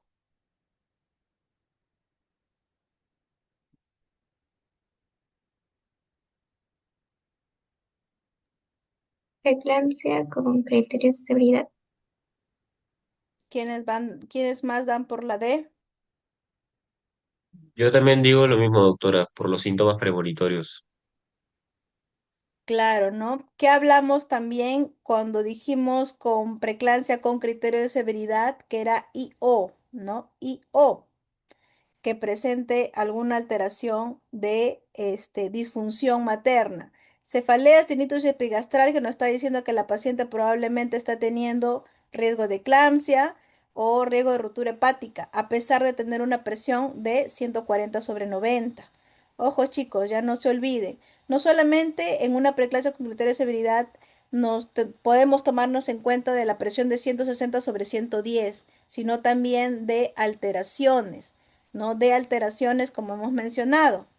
B, cefalea, tinnitus, epigastralgia. En una hipertensión gestacional no va a haber ninguna sintomatología, más que la presión arterial elevada y la proteinuria. Es decir, si aquí mi caso hubiese sido gestante de 27 semanas con presión de 140/90 y proteinuria negativa, diga el diagnóstico, hipertensión gestacional. ¿Qué nos cambia aquí el parámetro? Que tiene cefalea, tinnitus y epigastralgia. Ya a eso nosotros le llamamos el rango de severidad, porque está haciendo disfunción materna, ¿ya? Gestante de 36 semanas que presenta presión arterial de 130/110, proteínas en 300 miligramos mililitros, niega síntomas de importancia. Diga el tratamiento a seguir. A. Hospitalización, control de presión arterial y conducta expectante. B. Hospitalización, maduración pulmonar y conducta expectante. C. Colocar una vía y culminar el embarazo inmediatamente. D. Hospitalizar, administrar metildopa y hacer una conducta expectante.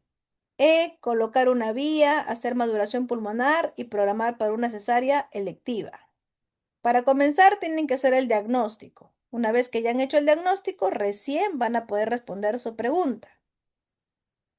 ¿Cuál creen que es la respuesta ahí?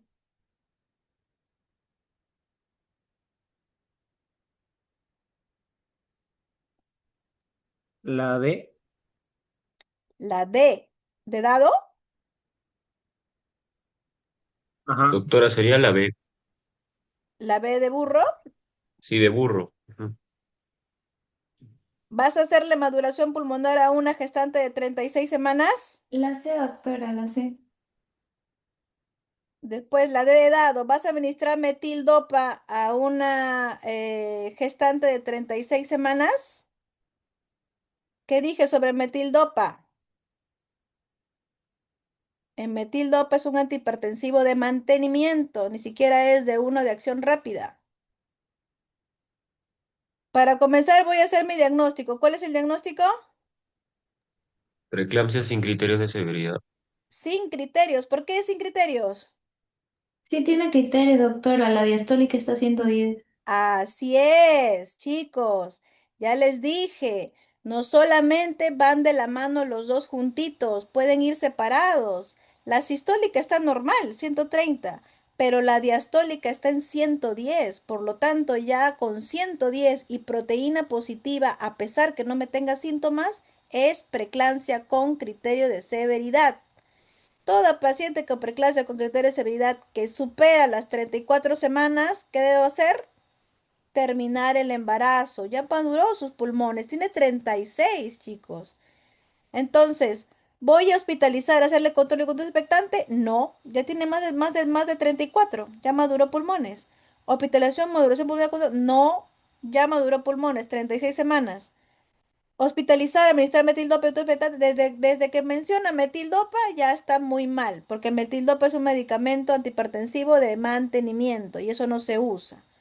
Colocar maduración pulmonar y progresión espacial activa mal porque maduración pulmonar ya no se realiza. Chicos, la maduración pulmonar se realiza, por favor, por favor, por favor, por favor, entre las 24 y 34 semanas de gestación. Ahí se realiza la maduración pulmonar con corticoides, ¿ya? Entonces, por encima de las 34 ya no debe recibir maduración pulmonar con corticoides, así que a 36 semanas no debe recibir maduración pulmonar. Por lo tanto, la respuesta es la C, colocar una vía y culminar el embarazo inmediatamente. Eso es lo que debe hacer. Obviamente, si quieren una respuesta más completa, sería colocar vía, sulfato de magnesio, tal, tal, tal, y culminar el embarazo. Pero como acá no tenemos esa respuesta más que colocar vía y culminar el embarazo, esa es la respuesta, colocar vía y culminar el embarazo. Siguiente pregunta. Este paciente, mujer de 17 años, gesta 1 para 0, o sea, su primera gestación, tiene 32 semanas por ecografía precoz, es derivada de su centro de salud por una presión arterial de 140/100. Su tira reactiva de examen de orina, 2 cruces en la proteína. No presenta cefalea, no presenta escotomas, no presenta tinnitus.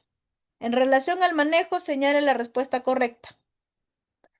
A. Se debe de iniciar antihipertensivos de inmediato. Nifedipino es el fármaco de elección. Colocar vía endovenosa. Se pedirá exámenes de perfil de preeclampsia. Culminar la gestación de inmediato. Iniciar sulfato de magnesio en dosis de ataque. 4 gramos endovenoso en 20 minutos. El Doppler del arterio uterino umbilical nos indicará bienestar fetal. Aquí lo mismo. Para hacer un manejo, debo de hacer un diagnóstico. ¿Cuál creen que es la respuesta aquí?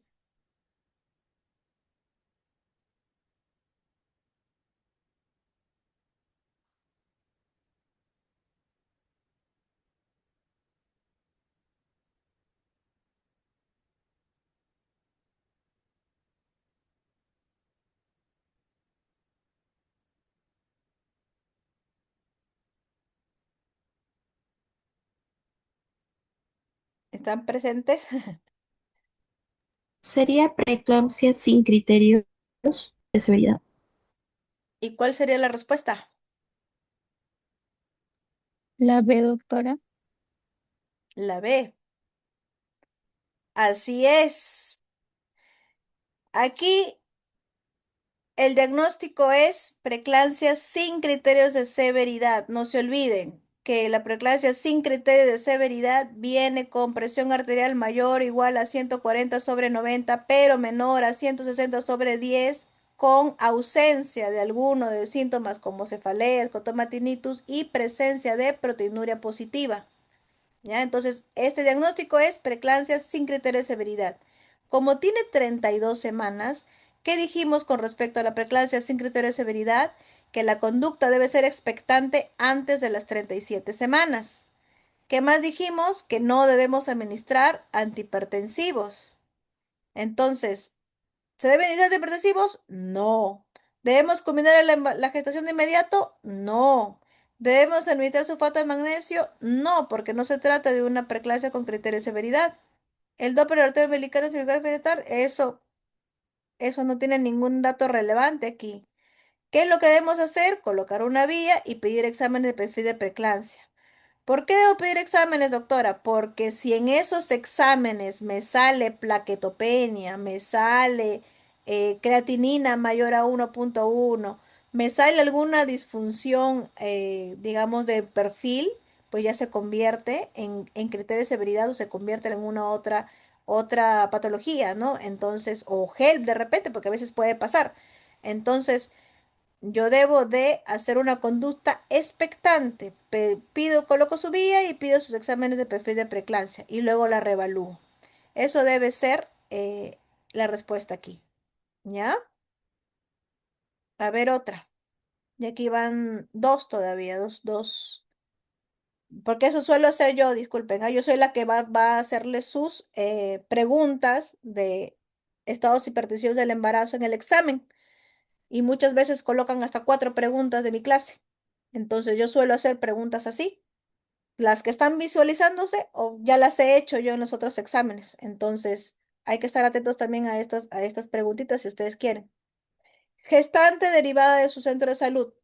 37 semanas de gestación. Presión de 140/70. Proteinuria entera reactiva, 2 cruces. Niega síntomas de importancia. En su control prenatal, en su carnet, se visualiza que paciente presentó una presión de 130/90 a las 18 semanas. Diga usted el diagnóstico. Y una vez hecho el diagnóstico, diga usted el manejo. ¿Cuál sería ahí? La E, doctora. A ver, la primera respuesta es la E y la segunda,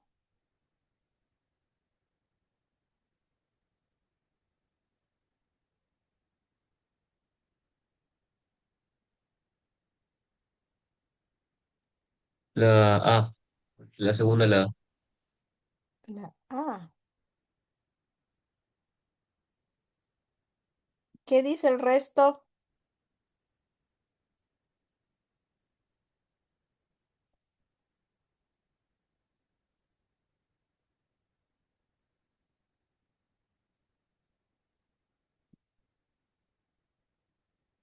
¿Están o no están? Sería la C, culminar el embarazo por la mejor vía. Y la primera, La E también.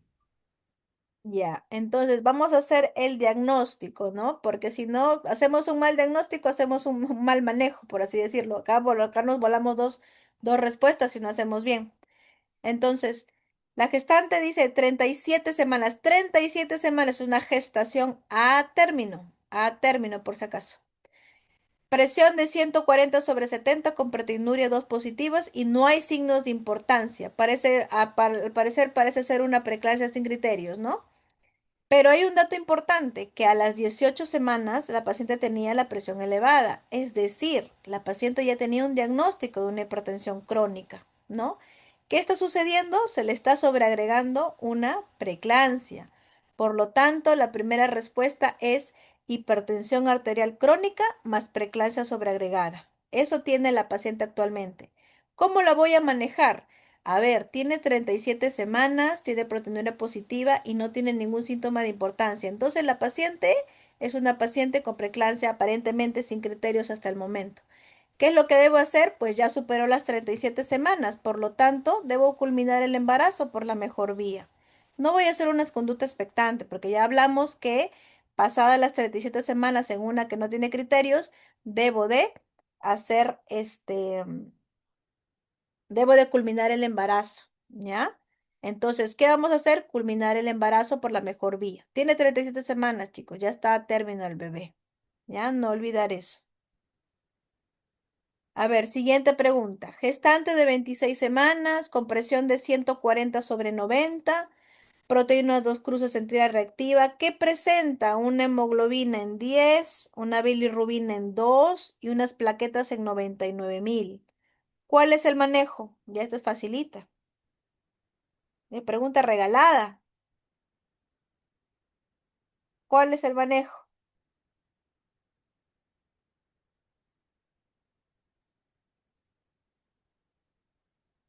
Y se los he repetido durante toda la clase. La C, doctora. Para comenzar, ¿ante qué estamos? ¿Qué diagnóstico es? Preeclampsia con criterios de severidad y síndrome de Gel. Ya.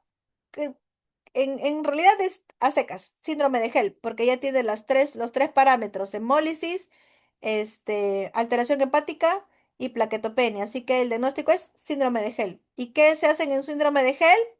se culmina el embarazo inmediatamente.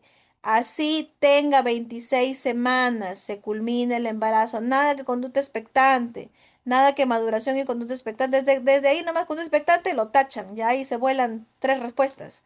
Y luego dice llamar a UCI y manejo por ellos y posterior es peor todavía, ¿no? ¿Qué debo hacer? Culminar el embarazo inmediatamente. ¿Por qué?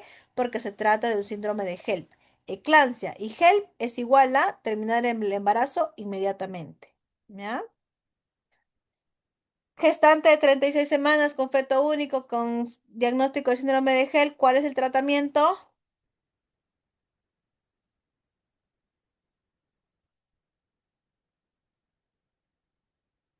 ¿Qué debemos hacer? La 2. Así es. Estabilizamos a la paciente y realizamos una cesárea mediana infraumbilical, sobre todo ¿para qué? Para ver hígado, porque dijimos que el síndrome de HELP se relaciona mucho con ruptura hepática. ¿Ya? Eso es lo que debemos hacer. Ya, a ver una última ronda. Paciente de 18 semanas, cesárea anterior una vez, pesas 96 kilos, acude a emergencia refiriendo náuseas, tiene presión de 160/90. ¿Cuál es el diagnóstico? Ya también está fácil. Hipertensión La arterial B. crónica, la D. Desde las semanas nomás ya hicieron el diagnóstico, ¿sí o no? Ay, perdón. Desde las semanas nomás ya se hizo el diagnóstico. 18 semanas de edad gestacional con presión elevada es una hipertensión arterial crónica. Nada que preeclampsia sobreagregada, no tiene más de 20 semanas. Nada que preeclampsia, nada que... No, tiene 18 semanas. Por lo tanto, aquí la respuesta es hipertensión arterial crónica. No sé por qué no sale pero es hipertensión arterial crónica. ¿Ya? Esa es la respuesta. En la segunda. Paciente segundijesta nulípara de 32 semanas. Viene por contracciones uterinas. Está con 2 de dilatación. Presenta una presión de 150/110 y proteinuria 2 cruces. ¿Cuál es el diagnóstico? También otra facilita. Preeclampsia con criterios de severidad. Así es, perdón, también no sale, no sé por qué no sale, disculpe. Es preeclampsia con criterios de severidad. La diastólica está en 110 y tiene 2 cruces, ¿ya? Entonces es una preeclampsia con criterios de severidad.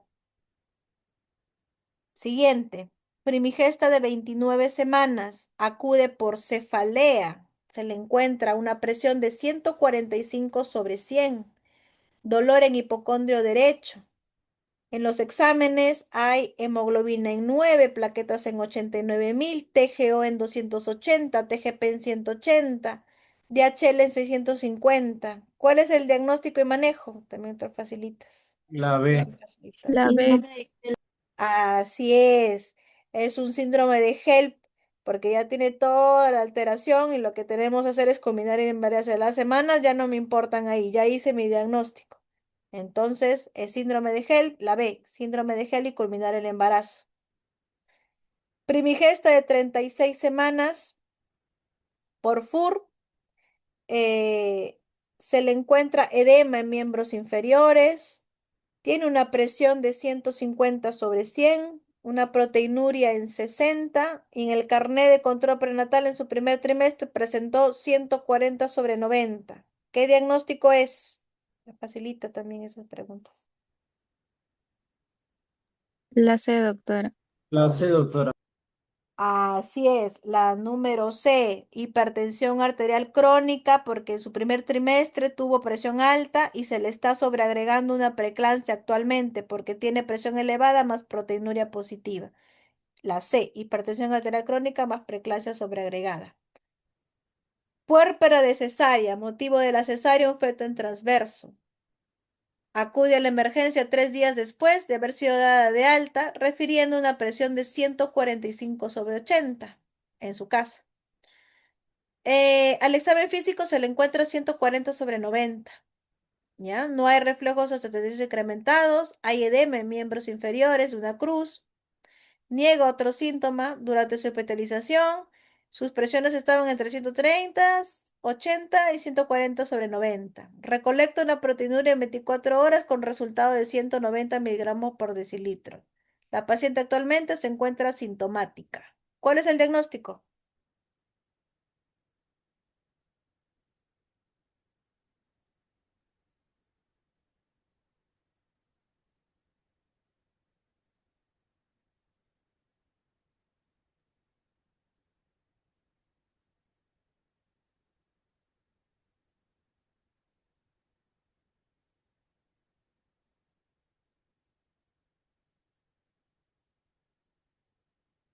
Aunque ya es puérpera, aún entra dentro de ese rango, ¿ah? Sería la A, doctora. Ay, perdón. La A, preeclampsia sin criterio de severidad. ¿Por qué? ¿Por qué preeclampsia? La proteinuria en 24 horas, ¿cuánto debe ser para que sea preeclampsia? ¿Cuánto dije que debía ser? Mayor a 300. 300. Más de Tiene 300. 190, o sea, está normal. Sería hipertensión gestacional transitoria. Así es una transitoria. Eh, ¿Por qué? Porque solamente tiene la presión elevada, nada más. Recién está en sus 3 días de poscesárea. Así que probablemente la paciente presente esa presión y luego baje. Debido a que, ¿qué? Acá como dice, durante su hospitalización estuvo en 140/90. No tiene ningún otro dato adicional. Así que no es una hipertensión arterial crónica, no es una preeclampsia sin criterios, no es una hipertensión esencial porque la paciente sigue siendo puérpera. Probablemente se trate de una hipertensión gestacional transitoria, ¿ya? Las preguntas de como puérpera van a ser muy difíciles que les vengan, pero igual puede que les venga, por eso es que le pongo así. A veces les pongo preguntas alternas. ¿Ya? Listo. Entonces, espero que con la ronda de preguntas se les haya aclarado un poco más la clase. La verdad que, como les dije, no suelo yo dar el repaso, pero prácticamente toda la clase, como resumen, están las últimas tres diapositivas y como ejemplos ya les acabo de dar pues lo que son los casos clínicos. Como les digo, olvídense, no van a ser igual las preguntas, pero sí van a ser muy similares y todas van a ser en base a casos clínicos con respecto a mi clase. ¿Hay alguna otra duda, pregunta? ¿Algo que deseen hacer de la clase? Todo claro, doctora. ¿Sí? Listo, chicos. Entonces, como les mencioné, ha sido un gusto haberles dado esta clase. Espero que les sirva mucho durante su práctica, clínica, que ahora ya van a ver, como les digo, van a entender un poco más cuando los doctores les hablen de preeclampsia. Van a poder de repente hasta responder cuando ellos hagan las preguntas. Y es una clase muy importante porque no solamente les va a servir ahorita, sino también cuando ustedes sean internos e inclusive mucho más cuando ustedes lleven su serum y ya sean médicos. ¿Ya, chicos? Entonces, muchas gracias por su atención y les deseo una bonita noche. Hasta luego. Muchas gracias, doctora. Gracias, doctora. Gracias,